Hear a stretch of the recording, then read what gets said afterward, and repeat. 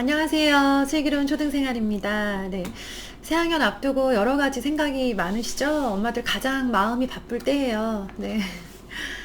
이렇게 그냥 막 어영부영 시간이 잘 지나가기도 하고요. 또 막연히 불안하실 거예요. 또 주변에서 뭘 하고 있나? 그리고 나만 또 우리 아이만 너무 처져 있는 건 아닌가? 모르고 있는 게 없나? 라고 하는 그런 막연한 불안감이 늘 있습니다. 네, 뭐 저의 짧은 소견으로 말씀을 드리자면 다들 뭐 그저 그래요. 네. 특별한 거, 네, 많이 없습니다. 모르는 게 약일 때도 많아요. 네, 누군 뭐 한다더라, 누구는 뭐 한다더라. 많이 들려오는 게 많을수록 불안하기도 하고요. 그리고 그걸 다 우리 아이가 따라간다는 보장도 없고요. 해야 된다는 근거도 없습니다. 지금 하루하루 습관 잘 만들고 계획대로 잘 진행하고 계시다면 네, 그러면 잘 하고 계신 거고요. 아이들 무조건 잘 클 거예요. 네, 전 확신합니다.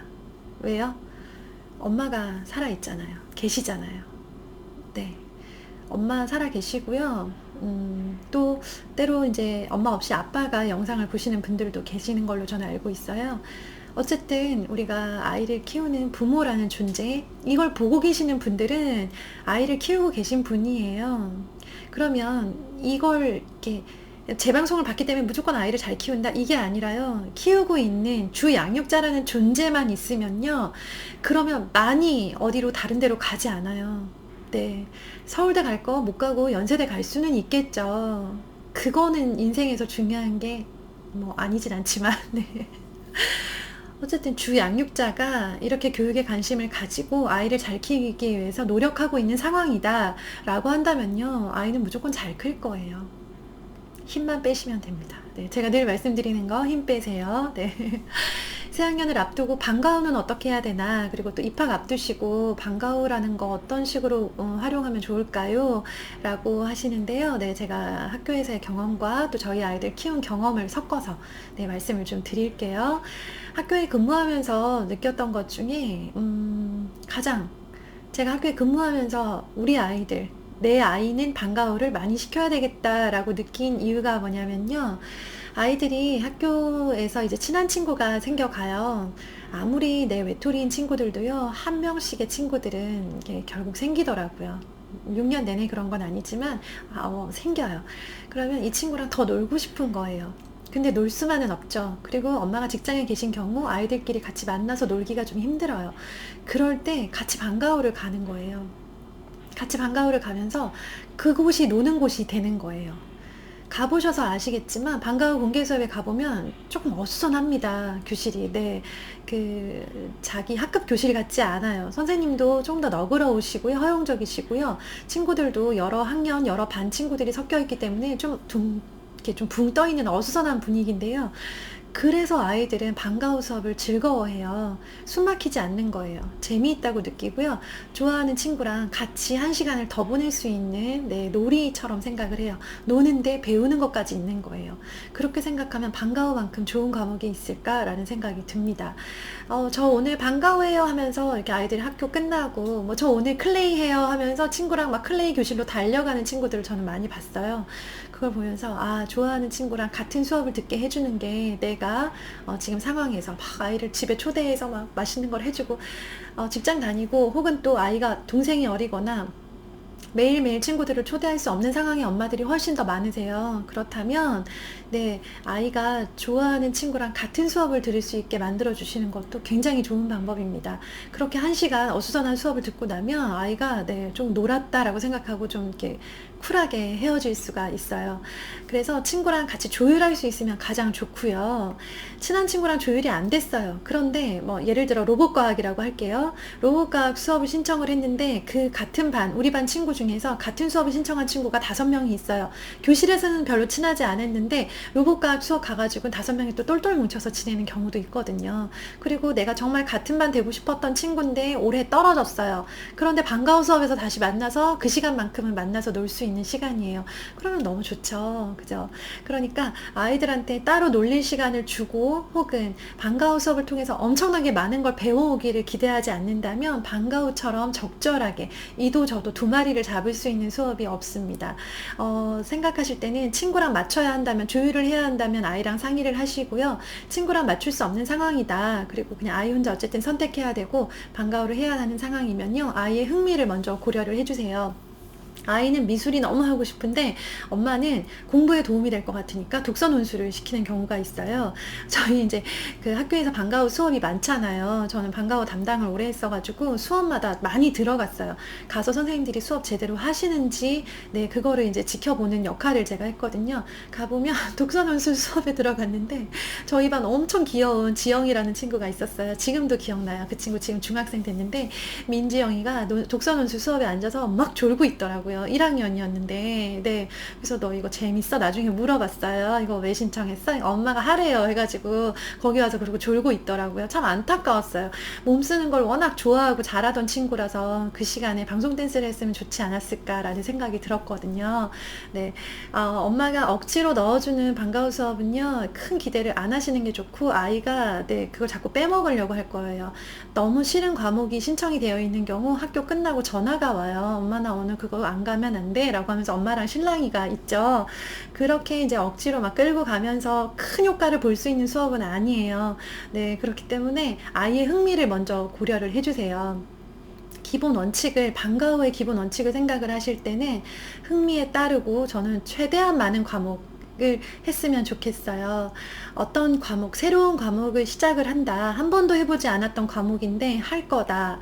이제 좀 시켜볼까 라는 마음이 드는 과목이 있으실 거예요.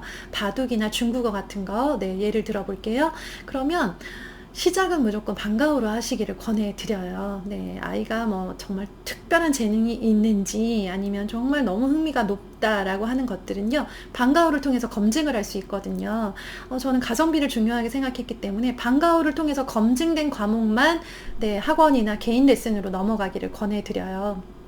방과후 1년만 꾸준히 시켜보세요. 얘가 그냥 처음에 왠지 멋있어서, 왠지 재밌어 보여서 시작을 한 건지, 정말 여기에 흥미와 재능이 있어서 꾸준하게 할 과목인지를 방과후를 통해서, 네, 그 판가름 할 수 있거든요. 그래서 얘가 1년 동안 중국어를 했는데 꾸준하게 잘하고 성장을 했다. 그리고 더 하고 싶어 한다. 그러면 학원으로 넘어가도 좋고요. 그 정도는 아닌 것 같다 라고 한다면 방과후를 그냥 계속 유지해 주시는 것도 참 좋아요. 방과후는 아이들 입장에서 학원의 개수로 별로 느껴지지 않아요. 애들이 학원 많은 거 좀 힘들어 하잖아요. 근데 학원으로 치지 않는 경향이 있어서 학교 끝나고 그냥 옆 교실로 가기만 하면 방과후 교실이고 거기서 새로운 과목이 시작이 되기 때문에 조금 더 학교 수업보다는 덜 지루하고 학원의 개수로는 안 들어가는 부담이 없는 거죠. 아이 입장에서도. 그래서 특히 맞벌이 엄마들은요, 방과후 학교를 최대한 많이 활용을 하세요. 그럴수록 아이는 안정적일 거고요, 엄마는 덜 힘드실 거예요. 그렇게 힘들게 번 돈 학원비로 다 나가지 않으실 거예요. 맞벌이 어머님들의 소원 뭐예요? 최대한 내 아이가 엄마가 퇴근하기 전까지, 부모님이 오시기 전까지 아이가 안전하게, 편안하게, 배고프지 않게 그 시간을 보내는 거, 네, 너무 서글프지 않게 보내는 게 소원이잖아요. 그렇다면 최대한 많은 시간 학교에서 머물게 해주세요. 학교 네, 엄청나게 더 좋은 학원, 네, 아이를 막 1대1로 케어해주는 그런 곳이 아니라면요, 아이가 항상 매일매일 생활하고 돌아다니면서 친구들을 만날 수 있는 학교라는 공간이 아이한테는 굉장히 안정적이에요.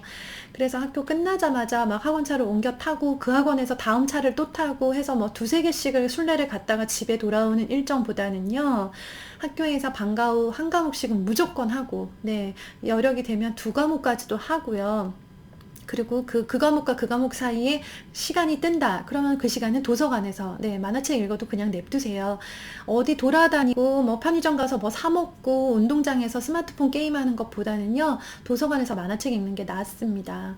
그 틈새 시간을 최대한 활용을 하셔서, 네, 도서관과 친해지게 만드시고요. 방과후를 최대한 연결을 해서 이렇게 시간표를 잘 짜셔야 되잖아요. 엄마들 이거 학기 초에 시간표 짜는 게 아주 큰 업무잖아요. 정말 그래요. 아이가 이제 2명, 3명 되다 보니까 머리가 아픕니다. 네. 이제 그런데 최대한 방과후를 활용을 하세요. 그리고 또 권해드리고 싶은 거는, 운동에 관한 몸을 움직이는 종류의 과목을 좀 되도록 많이 넣으셨으면 좋겠어요. 이거는 아이의 흥미도가 떨어진다 하더라도요, 좀 넣으시면 좋겠어요. 뭐 매일 끝나고 태권도장으로 출근하는 친구들이면 괜찮은데요. 그렇지 않고 특히 여자친구들의 경우에는 운동량이 너무나 부족해요. 학년이 올라가면서 더 심해지거든요. 그래서 아이가 크게 싫어하지 않는다면 방송 댄스 있잖아요. 너무 좋죠. 즐겁게 몸을 움직일 수 있잖아요. 남자친구들은 뭐 축구나 배드민턴, 탁구 이런 몸을 움직이는 과목들이 있는 걸로 알고 있어요. 이게 안 된다면 그때는 학교 바로 앞에 있는 태권도장을 가서라도 매일매일 1시간 정도는 몸을 움직이는 일정으로 만들어 주세요. 독서 논술 해서 막 졸다가 이제 옆에 가서 바둑 가서 또 졸고 이제 이렇게 하면요, 너무 힘들어요. 아이도 생활이 되게 지루하거든요. 그래서 되게 학교를 생각하면 피곤하다고 생각이 되는데요. 그게 아니라 네, 학교 수업 잘 마치고 나면 뭐 한판 방송 댄스 신나게 춤추고, 네, 그리고 아이가 좋아한다면 뭐 창의미술 가서 막 실컷 그림 그리고 하면서 이렇게 진행을 해주시면 참 좋을 것 같아요. 그러면 또 이제 문제가 뭐냐면, 저도 참 많이 겪은 어려움인데, 방과후 학교 운영교사로서 겪은 어려움인데, 방과후 학교 과목이 너무 적어요 라고 하시는 분들이 있으세요. 학교 규모가 작을수록 방과후 학교 규모도 작을 수밖에 없어요. 과목 수가. 방과후 학교가 아주 정말 막 60, 80 강좌들이 있는 그런 대규모 학교도 있는 걸로 알고 있는데, 또 이런 경우는 전교생이 많다 보니까 경쟁이 치열해요. 신청할 때 정말 막 순식간에 마감되고 막 그러거든요. 학교에다가 건의를 끊임없이 해주세요. 네. 방과후 학교는 제가 생각하는 기준에서는요, 방과후 학교는 더 많아져도 괜찮아요. 네. 물론 저의 이런 마인드 때문에 사교육 시장이 네, 죽을 수도 있다라고 생각을 하지만요. 사교육이 필요한 방과후를 통해서 검증된 과목은 사교육으로 가야 되기 때문에 그때 사교육을 선택을 하다 하더라도요.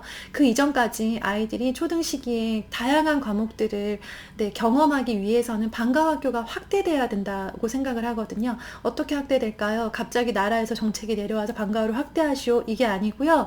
엄마들이 학교에 끊임없이 건의를 하시는 거예요. 마술 수업 만들어주세요. 야, 아이가 배우고 싶은데 마술 학원을 다닐 건 아니잖아요. 근데 학교 끝나고 마술을 한다고 생각을 해봐요. 얼마나 재밌겠어요. 마술 수업이 있는 학교들이 있는데 없는 학교도 많아요. 저희 학교도 마술 수업 좀 만들어 주세요 라고 하면서요, 마술 수업을 열어달라고 하고, 마술 수업이 열리면 네, 약속한 대로 신청을 해주시면, 이렇게 막 요구를 하셔가지고 열어드렸는데 정작 신청을 안 하셔서 그 자리에서 바로 폐강이 된 경우들도 있었거든요. 네, 그래서 아이의 흥미에 맞는 그런 과목들, 다른 학교는 어떤 과목이 있나 라는 것들도 좀 하시고요. 아이가 좋아할 만한 과목인데 다른 학교에선 있는데 있는 줄 몰라서 우리 학교에 신청을 못한 과목이 있을 수 있을까봐 카페에다가 제가 글을 하나 올려놓을 테니까 거기다가 댓글로 좀 달아주세요. 이런 과목 좋았다고. 그러면 그 댓글을 보시고, 아, 우리 학교에선 이거 없었는데 이거 있으면 우리 애가 분명히 좋아하겠다라고 생각되는 과목을 학교에 신청할 수 있도록 거기다가 정보를 주시는 거죠. 저도 이제 새학기 돼서 저희 학교 아이들 방과후 그 시간표 나오면요, 그거 보고 거기다가 좀 올려놓을게요. 그렇게 해서 네, 정말 아이들이 저렴한 가격에 안전한 학교 안에서 그리고 검증된 선생님과 함께 많은 것들을 경험을 했으면 좋겠어요. 그렇게 해서 아이가 바둑에 소질이 있다. 그러면 이제 학원에 가서 배우는 거예요. 네, 학원에 가고 개인 선생님을 만나고, 그렇게 해서 사교육의 시작은 방과후, 그래서 점점 더 방과후가 늘어났으면 좋겠습니다. 그렇게 생각하시고 방과후를 나는 뭐 좀 있는 집이니까 난 여유 있는데 굳이 방과후 나는 별로 수준 떨어져 라고 그렇게 생각하지 마시고요. 네, 방과후 최대한 활용하시고, 제가 정말 젊은 엄마일 때, 아이들이 1살, 2살일 때 나이든 언니들이 그러더라고요. 총알을 아껴 그러시더라고요. 지금 돈 쓸 때 아니야 그러시더라고요. 그 언니들이 중고등학생 키우고 있었거든요. 저보고 쓸데없는데 돈 쓰지 말고 아껴 놓으라고 하시더라고요. 그 말이 지금까지도 너무 생각이 나요. 그래서 저보다 어린 엄마들 계시다면요, 정말 신신당부하고 싶은데 지금 돈 쓸 때 아니에요. 네, 지금 아이 과목 하나에 20만원, 25만원 쓸 때가 아니고요. 네. 지금은 거기서 모은 돈 다 이렇게 목돈으로 모아 놓으실 때예요. 그렇게 해서 정말 필요할 때 이제 빵빵 쏘는 거죠, 총알을. 그럴 수 있도록 장전하는 시기라고 생각하시고, 장전의 원칙 방과후를 활용하세요. 네. 들어주셔서 감사합니다. 새학기 방과후 선택하실 때 도움 되셨으면 좋겠어요. 감사합니다.